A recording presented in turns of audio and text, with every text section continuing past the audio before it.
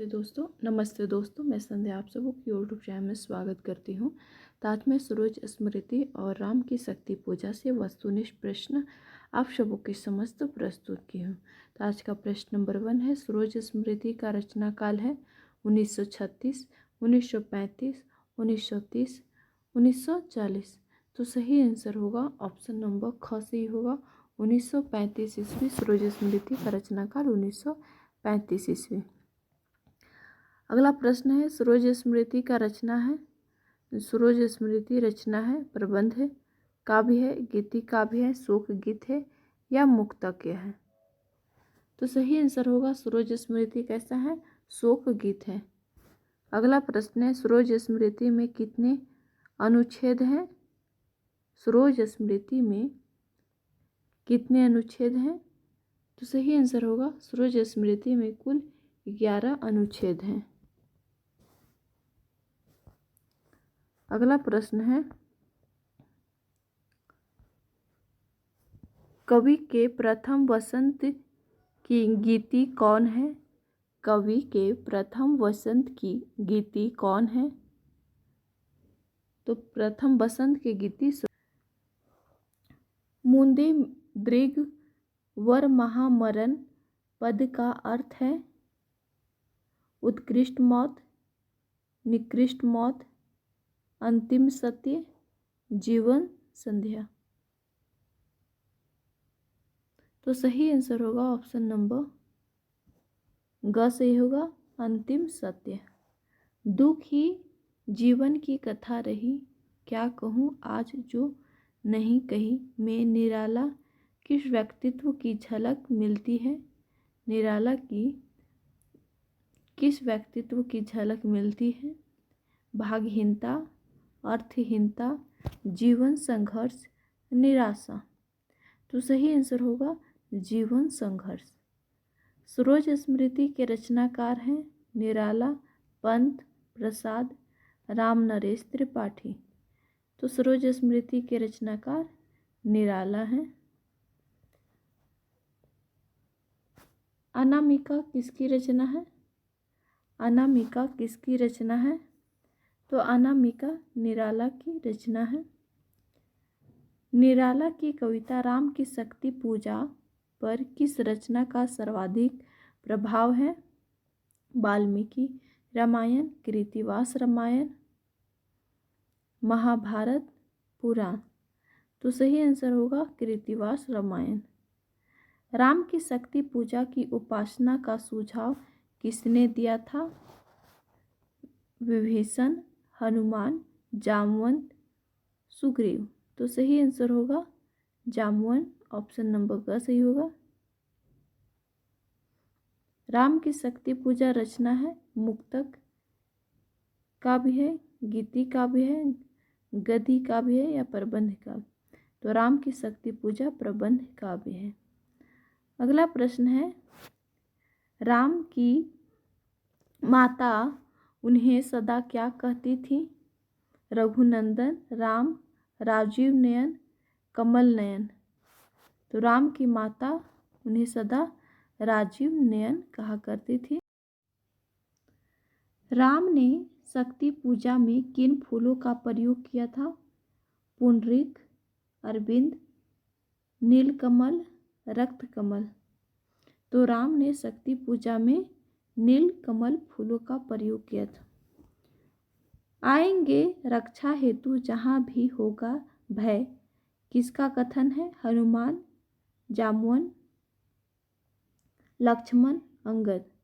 तो सही आंसर होगा जामवन का कथन है। राम की शक्ति पूजा में कितने अनुच्छेद हैं। 12, 11, 10, 14। तो राम की शक्ति पूजा में कुल 11 अनुच्छेद। अगला प्रश्न है, इस कविता का मुख्य विषय क्या है। राम की शक्ति पूजा कविता का मुख्य विषय क्या है। राम रावण युद्ध, सीता की मुक्ति,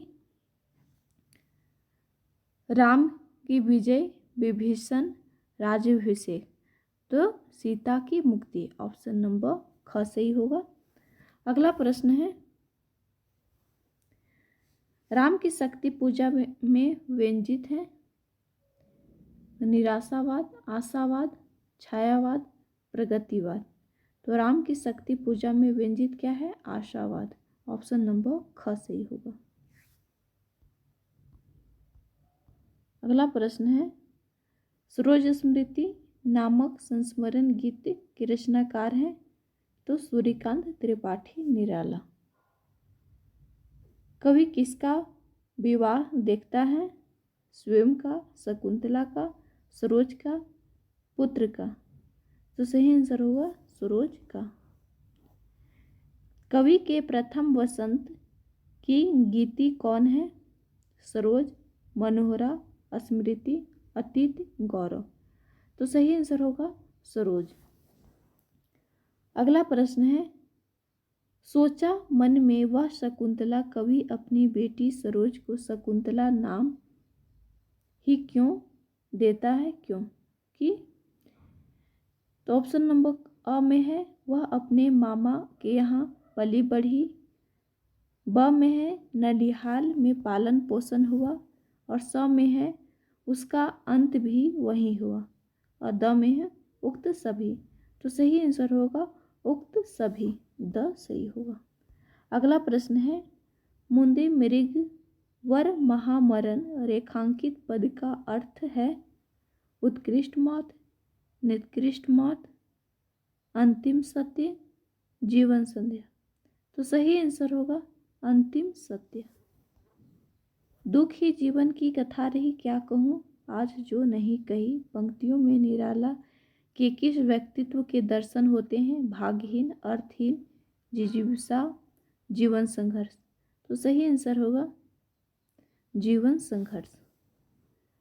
निराला अपने हाथों से किसका तर्पण करना चाहते हैं? अपनी पत्नी का, अपने माता पिता का, सरोज का, अपने नाना का। तो सही आंसर होगा सरोज का। सरोज स्मृति कविता है तो शोक गीत कविता है। कवि सरोज की स्मृति को अपने हृदय में किन रूपों में संजोता है? उसकी मंद हंसी, हृदय में झूलती उसकी छवि, एक खुला उच्छ्वास, उक्त सभी। तो सही आंसर होगा उक्त सभी। अगला प्रश्न है, देखा मैंने वह मूर्ति धीति मेरे वसंत की प्रथम गीति। कवि ने मूर्ति धीति शब्द किसके लिए प्रयुक्त किया है? तो सही आंसर होगा सरोज के लिए प्रयुक्त किया है।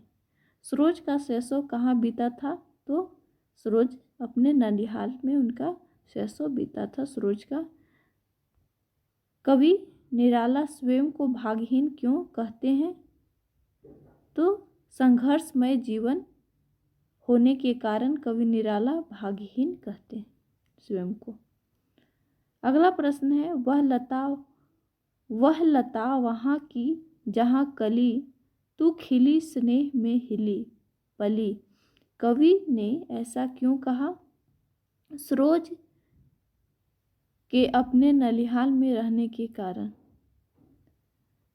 क्योंकि सरोज नलिहाल में ही पली बढ़ी थी और उसका सरोज का निधन भी नलिहाल में ही हो गई थी। इस वजह से सरोज के पिता ने वहाँ की लता वहाँ की कली तू खिली स्नेह में हिली पली इसलिए कहा।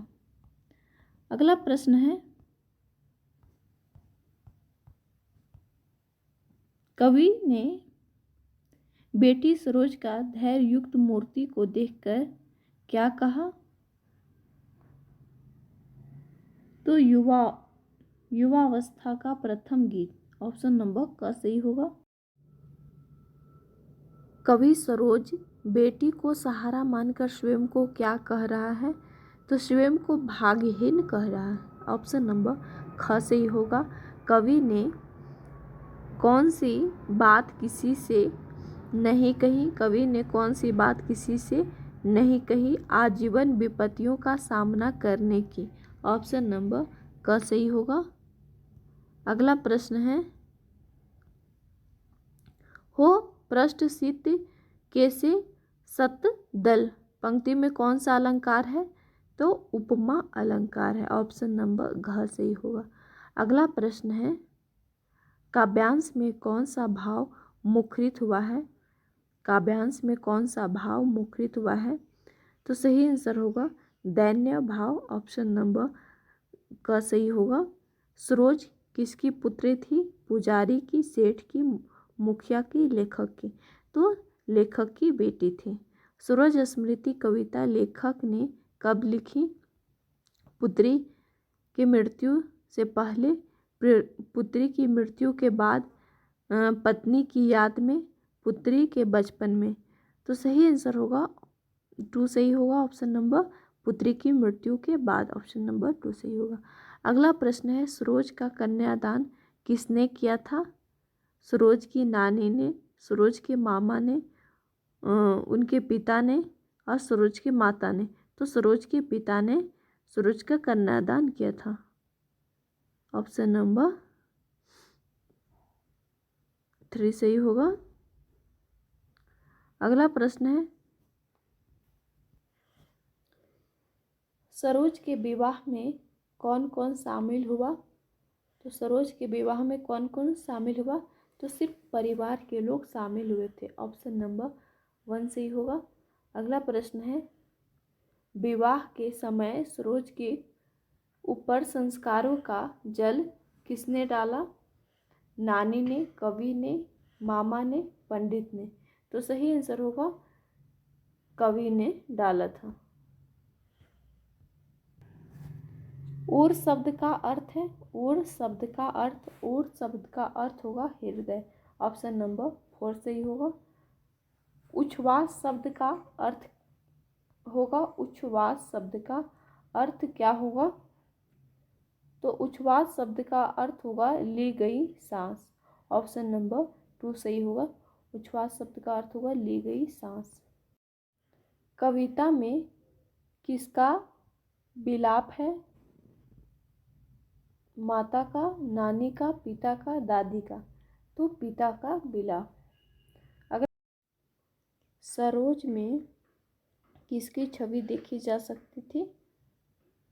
पिता की, माता की, नानी की, दादी की? तो सही आंसर होगा माता की।